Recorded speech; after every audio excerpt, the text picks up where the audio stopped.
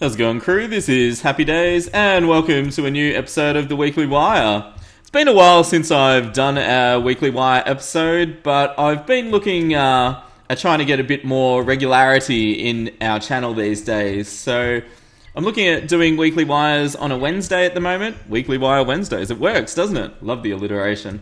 So let's get started. The first thing I'm going to look at today, and it's been requested a little bit actually, is teleporters and teleporting. There's actually a little bit more to it than at first glance, and it's kind of interesting because the first time I started getting into teleporters, you know, I just saw all these pressure plates and I was like, I don't know, they all look... It didn't say...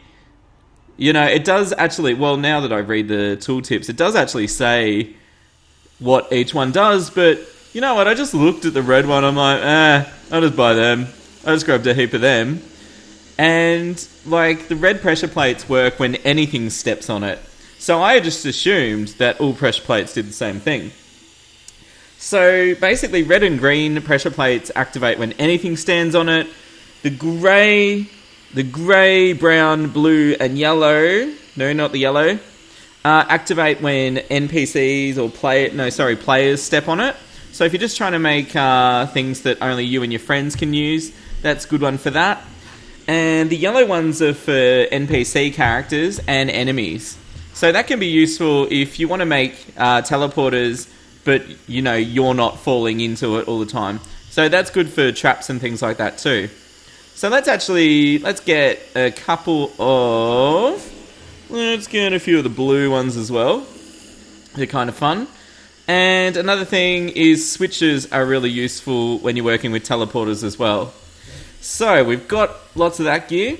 The other thing you need is teleporters from the steampunker. And she is currently living... Where is she at the moment? Where is our steampunker chickie? Oh, she's up the top. So if you're going to do any work with teleporters, grab a few from your friendly local steampunker. I'll just stock up my supply a bit. And let's go find a place to do a bit of teleporting. Alright, I'll see you soon. Okay, so let's get started. So I thought what I'd do is actually just demonstrate a lot of the little teleporter things that you can do that are quite easy to set up. Now the most basic thing you might want to do with teleporters is just stand on one and appear on the other one. And to do that, you can easily do this on mobile and console version. What you need to do is firstly connect a teleporter to another one with wire. But sometimes when people are new to this, one thing they forget is you also need to put wire on the top if you want to use pressure plates. And the reason for that is when you actually put your little switches down, you need to have it connected. So I've put two switches on here. One's connected to wire and one isn't. And a lot of people, they're jumping all over their teleporter and they're like, it's not working. But when you stand on the one connected to wire, that's when it works. And again, I'm using red ones, and that's anyone can activate red pressure plates. If you wanted to use one for mobs instead of players, I'm pretty sure, did we say it was the blue one? No. What was the blue one for again? The blue one was for players and NPCs, I think? Yeah, or players only. So, sorry. So yeah, the blue one is if you wanted to set up like a teleporter into your base, you could have this set up with your blue pressure plate, and you might do it like this. And put a blue pressure plate here. Run a bit of red wiring to this one, and then get rid of that. And this way what you're actually making, guys, is like a secret entrance into your base that only you can activate. So you can leave the teleporter outside, and bunnies and mobs... There's a lot of bunnies down there. All bunnies and mobs can run over it, but they won't actually be able to activate it. Another thing I use quite a bit, guys, is I use switches a lot in my AFK farms. And the reason I really enjoy using switches is because you can activate it when you want to.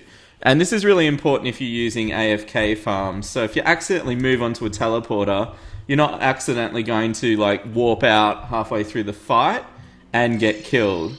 So switches can be really good if you're trying to make a farm. The other thing I like about switches is you can put them on walls and things like that. So you can just make it a bit cleaner and move the switches where you want. Pressure plates obviously have to be on top of the teleporter. Switches can be in other spots, so let's put one on the tree. Beautiful. So that's a different way to do that again.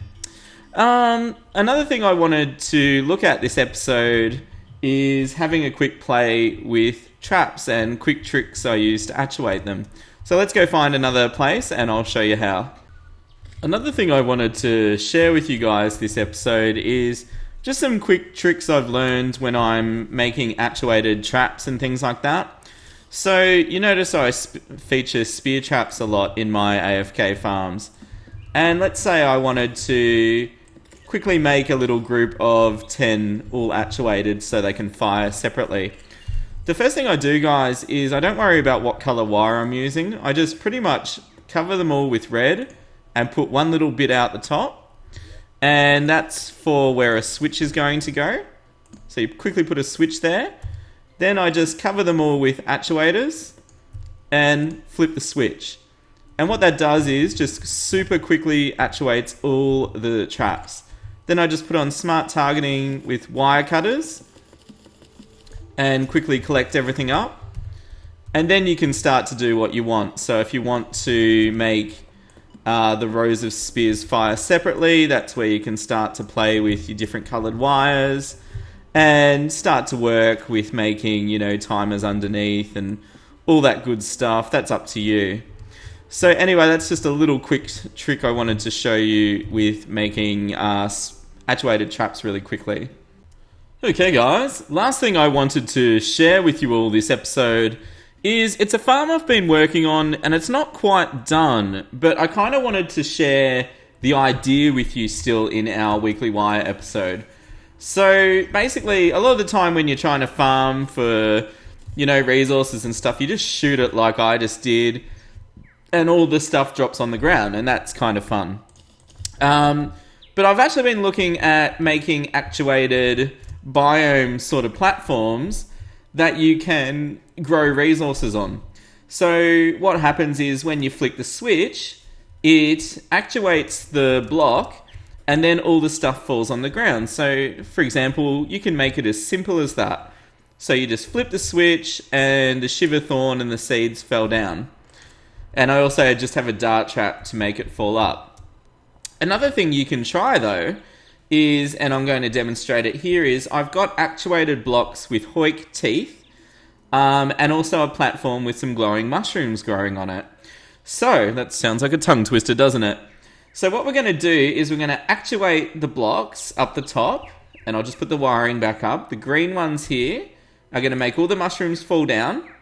We'll put the roof back on, and then the next switch underneath is going to make all the mushrooms come to us. So, and that's a really easy way to clear the platform there.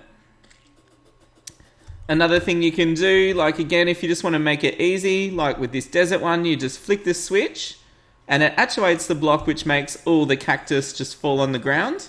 And you can just run through and collect it if you want. And this is what I like about wiring, guys. You can make it as simple or as difficult as you want. So again, hoiking a couple of mushrooms, and then let's do this one too, and let's just flick it up like that. And then the mushrooms fall down and come to you.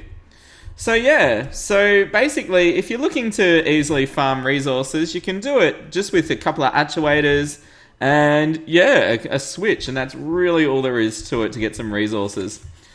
Thanks for watching this episode of the Weekly Wire. It's been fun to get back into it, and keep your suggestions coming. If you've got any good tips that you'd like featured in Weekly Wire, let me know so we can share them. I think it's time for some shoutouts though, so let's get into it. Okay, Dash and Dog has asked me to say supercalifragilisticexpialidocious even though the sound of it is really quite atrocious. Good old Mary Poppins, can't go wrong there. Christian S has asked me to say, in the South Park Towley voice, "Don't forget to bring a slime." I don't know how I went with that, but I gave it a shot. It's hard for me to get my voice up that high. Alright, 30 Villa has asked me to say, Terraria has 8 letters, 8 minus 2 is 6, 6 divided by 2 is 3, triangles have 3 sides, Illuminati confirmed. Wolfie Bulgaria has asked me to say blah blah blah blah blah blah blah blah blah blah blah blah blah blah blah. Yes, literally just blah blah blah over and over again. Andrew Liss has asked me to say, I'm a firing my lasers. Anthony Guidis has asked me to say, do you know the Muffin Man? That's all the shoutouts for today, guys. If you're looking for some ideas for shoutouts, I love doing movie quotes. Movie quotes are awesome, and you can easily find them on Google if you're looking for some inspiration. Also, song lyrics are pretty cool too. So, yeah, if you're looking for something a bit different, song lyrics, movie quotes, always fun to do, guys. I love doing those. Serena episode coming up soon. And some people have been sending in fan art, which I love, and we're going to feature some in the next video. Leave a like, guys, if you've enjoyed this. Give me some ideas for new weekly wires in the comments below. Subscribe if you haven't yet. And as always, stay happy. This is HappyDays signing out. See ya.